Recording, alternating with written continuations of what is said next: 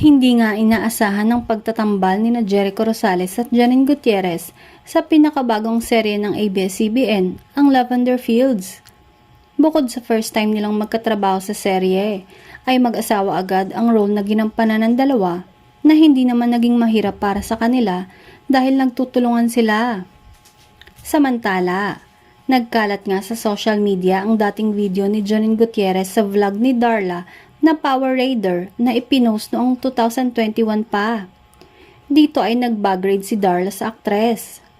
May ilang mga tanong si Darla kay Janine tungkol sa buhay-buhay ng aktres. Ngunit isa sa mga tanong sa aktres ay kung sinong aktor ang gusto niyang makatrabaho. Nagtanong pa si Janine kung kahit ba wala sa ASAP ay pwede. Saglit nag-isip si Janine at ang sinagot niya sa tanong kung sinong aktor ang gusto niyang makatrabaho ay si Jericho Rosales.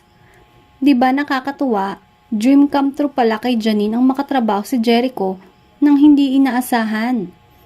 Unexpected love team, sabi nga ng iba.